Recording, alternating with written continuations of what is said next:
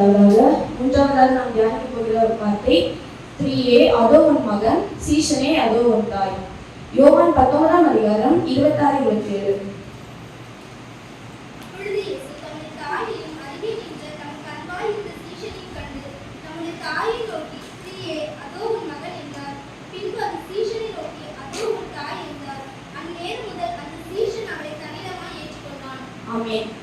இது இயேசுக்கு அன்பையும் தன் தாயின் பொறுப்பை சீடரிடம் ஒப்படைக்கும் பாசத்தையும் இயேசுவா வெளிப்படுத்தியது. இப்ப மூன்றாவது வார்த்தைக்கு நம்ம கொடுக்கப்பட்ட தலைப்பு என்னன்னா பராமரிப்பு பற்றி.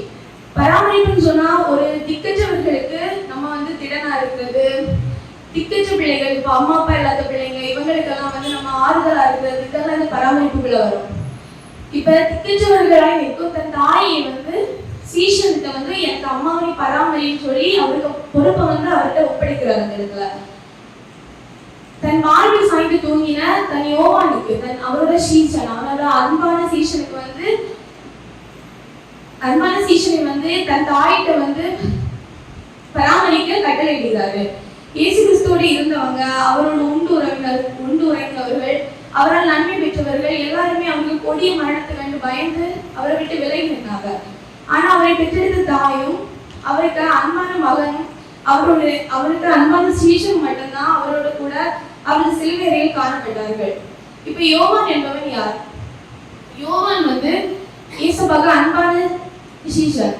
இவர் மீன் பிடிக்கிற குடும்பத்தை சார்ந்தவங்க. இயேசுபா எந்த இடத்துல அற்புதம் செய்தாலும் அவங்க கூட இருந்த ஒரு அன்பான சீஷன் யோவான். இப்ப மரியாதை எடுத்துக்கிட்டோம்னா மரியாதை எல்லாருக்குமே தெரியும். அவங்க இயேசுபாக அன்பான தாய். இந்த உலகத்துல மரியாதை கிடைத்த கிருபை வேற யாருக்குமே கிடைக்கல. ஒரு பெண்களுக்குமே அந்த கிருபை கிடைக்கல. மரியாதை என்பவர் இயேசு பிறப்பதற்கு தேர்ந்தெடுக்கப்பட்ட ஒரு பாத்திரம். ஸ்திரீகளுக்கு ஆசீர்வதிக்கப்பட்டவள்னா அது மரியாதை தான்.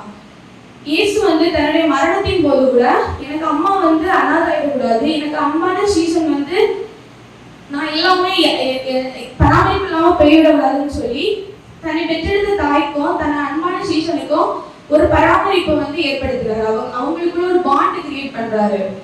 யோவான் 14:18 சொல்லுது, நான் உங்களை திக்கற்றவனாய் விடேன். இப்ப திக்கற்றவர்கள்னா யாரு? அம்மா இல்லாதவங்க, அப்பா இல்லாதவங்க, கணவனால் கைவிடப்பட்டவர்கள், இவங்க எல்லாரும் தான் திக்கற்றவர்கள். இவங்க திக்கற்றவர்கள் எல்லாம் இயேசுவை பார்த்து என்ன சொல்றாரு? நான் உங்களை பராமரிக்கிறேன், நான் உன்னை திக்கற்றவனாய் விடேன். ஒருவேளை நம்ம நினைக்கலாம், நமக்கு நீ யார் இருக்கா, நம்ம ஒரு ஆளை சார்ந்து இருக்கலாம், இவங்க எனக்கு உதவி செய்வாங்க, நான் நல்லாவதுக்கு எனக்கு கூட இருப்பாங்க அப்படின்னு நம்ம நினைக்கலாம். ஆனா உலக அன்பு மாறி மனுஷனா இருக்க யாரையுமே நம்ம நம்ப கூடாது. என்னுமே நம்ம கடவுள் தான் நம்ம கூட இருப்பார். இயேசுப்பா தான் நம்மளை வழி நடத்துவாரு. எப்பவுமே நம்ம அம்மா நம்மளை கைவிடலாம், நம்ம நண்பர்கள், நம்ம கூட இருந்தவங்க, நம்மகிட்ட பணம் இருந்தாலும் நம்மகிட்ட பலம் இருந்தாலும் தான் நம்ம கூட அவங்க எல்லாம் இருப்பாங்க. வேற யாருமே நம்ம கூட இருக்க மாட்டாங்க. நம்மகிட்ட ஒண்ணும் இல்லாட்டாலும் இயேசுப்பா நம்ம கூட இருப்பாரு. மனுஷனும் நம்ம முகத்தை தான் பாக்குறாரு, ஆனா இயேசுப்பா நம்ம உள்ளத்தை பாக்குறாரு. நம்ம மனசுல இயேசுப்பாவிட்ட நம்ம என்ன கேட்டாலும் அவர் நம்மள தருவாரு. நம்மள கைவிட மாட்டார். நாசியில் சுவாசமுள்ள மனுஷனை நம்புவதை காட்டிலும் கர்த்தர் பேரில் பற்றுதலா இருப்பதை நல்லவங்க வேதம் சொல்லுது. இப்ப நாசியில் சுவாசமுள்ள மனுஷன்னா யாரு? நம்ம எல்லாரும் தான். நம்ம மனுஷர்கள், நம்ம சகோதரர்கள் நம்மள கைவிடலாம், நம்ம கூட இருக்கிறவங்க நம்ம கைவிடலாம். மனுஷன் எப்ப வேணும்னாலும் மாறுவான். கடவுள் அப்படி கிடையாது. எப்பவுமே நமக்காக இருப்பார். நம்மளை விட்டு விலகுவதும் இல்லை, அவர் நம்மள கைவிடுவதும் இல்லை. எப்பவுமே எந்த சூழ்நிலையில நம்மளை விட்டு அவர் விலக மாட்டார். அவ்வளவு பாடுகள், அவ்வளவு நிந்தைகள், அவ்வளவு அவமானங்கள், இவ்வளவு கஷ்டங்கள் பட்ட போதும் என்னோட அம்மாவும் எனக்கு அன்பா இருந்த சீஷனும் ஆனா அதை திக்கற்றவர்களா இருக்கக்கூடாதுன்னு சொல்லி அவங்கள ஒரு பராமரிக்கல. அந்த கஷ்டத்துல கூட அவர் கண்ணா எடுத்திருக்காங்க. இயேசுவை சிலுவையில் அறைவதற்கு முன்னாக முந்தின நாள் நைட் அவரை கைது செய்து கொண்டு வந்தாங்க. நைட்ல இருந்து காலத்து வரைக்கும் இயேசுப்பாக்கு குடிக்க தண்ணியே கொடுக்கல. அவரை முகத்துல உமிழ்ந்தாங்க, அவரை தாடியை பிடிச்சிருக்காங்க, அவரை ஆடையை கிழிச்சாங்க. அவ்வளவு அவமானங்கள், அவ்வளவு வேதனைகள். இந்த கஷ்டத்துல கூட அவரோட அம்மா, அவரை பெற்றெடுத்த அம்மாவையும் அவருக்கு கூட இருந்த அவரோட அன்பான சீஷனையும் அவர் நினைவில் வைத்து அந்த சாகுமான நேரத்துல கூட நீங்க அவங்க அனாதை ஆயிடக்கூடாதுன்னு இயேசுப்பா யோசிச்சிருக்காரு. இயேசுப்பாட்ட இருக்க ஒரு நல்ல பண்புன்னு சொன்னா நம்ம மனுஷனுக்காக நம்ம ஐஸ்வர்யமான இருப்பதற்காக இயேசுப்பா தரித்திரனானார். ஆமென், அல்லேலூயா. இவ்வளவு கஷ்டத்திலையும் நம்ம யாரையுமே திக்கற்றவனா விடல. ஒரு வசனம் சொல்லுது, என்மேல் நம்பிக்கையா இருக்கிற மனுஷன் பாக்கியவாங்க. நம்பிக்கைனா இப்ப என்ன? விசுவாசம். இப்ப நம்ம சும்மா ஏசப்பாட்ட ஒண்ணு கேட்கறது, ஏசப்பா நீங்க எனக்கு தரணும் அப்படின்னு கேட்கறத தாண்டி நீங்க இது எனக்கு தரணும், நீங்க எனக்கு தருவீங்க அப்படி நீங்க நம்புனீங்கன்னா அது உங்க வாழ்க்கையில கண்டிப்பா நடக்கும். யோவான் 14:1 உங்கள் இருதயம் கலங்காதிருப்பதாக தேவனிடத்தில் விசுவாசமா இருங்கள், என்னிடத்துல விசுவாசமா இருங்கள். உங்களுக்கு என்ன வேணுமோ ஏசப்பாட்ட நீங்க விசுவாசமா கேட்கணும்.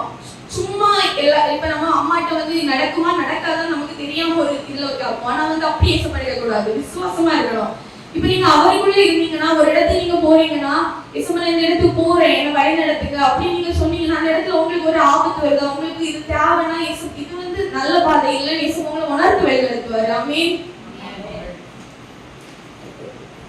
இப்ப அதே அதிகாரத்துல யோவான் 14:14 நாமத்தினாலே நீங்கள் எதை கேட்டாலும் அதை நான் செய்வேன். இந்த நம்ம ஏசப்பா உங்க நாமத்தினால எனக்கு இது நடக்கணும், ஏசப்பா உங்க நாமத்தினால எனக்கு நீங்க தரணும் அப்படின்னு கேட்டா கண்டிப்பா ஏசப்பா நமக்கு தருவாங்க. கர்த்தர் மேல் நம்பிக்கை வைங்க. எதுவா இருந்தாலும் ஏசப்பாவை தாண்டி தான் எல்லாமே. நம்ம உலகத்துல மனுஷனெல்லாம் நம்மளை விட்டு எந்த சூழ்நிலை நம்மளை கைவிட்டு போகலாம், ஆனா ஏசப்பா அப்படி கிடையாது. ஆதரவு இல்லாதவர்களுக்கு ஏசப்பா ஆறுதலா இருப்பார். அவர் அம்மா அப்பா இல்லாத பிள்ளைங்களுக்கும் சரி, நம்ம அம்மா கூட நம்மள ஒரு விஷயத்துல கைவிட்டுறலாம், நம்ம கூட பிறந்தவங்க கூட நம்மள ஒரு விஷயத்துல கைவிட்டுறலாம், எல்லாரும் நம்மளை கஷ்டப்படுத்தலாம், ஆனா அவர் நம்மள ஒரு நாள் கைவிட மாட்டாரு. இந்த வேலையில கூட ஏசப்பா உங்களை பார்த்து சொல்லிடுறாரு, நான் உனக்கு தாயும் தந்தையுமா இருந்து உன்னை பராமரிப்பேன்னு சொல்லிடுறாரு. அல்லேலூயா. இந்த நேரத்துல உங்ககிட்ட அவர் அதான் சொல்லிடுறாரு, நீங்க அவர் மேல விசுவாசமா இருந்து நம்பிக்கையா இருந்து அவர்கிட்ட உங்களோட கஷ்டங்கள் அவர்கிட்ட மட்டும் நீங்க சொல்லி நீங்க இதா இருங்க, ஜெபம் பண்ணுங்க.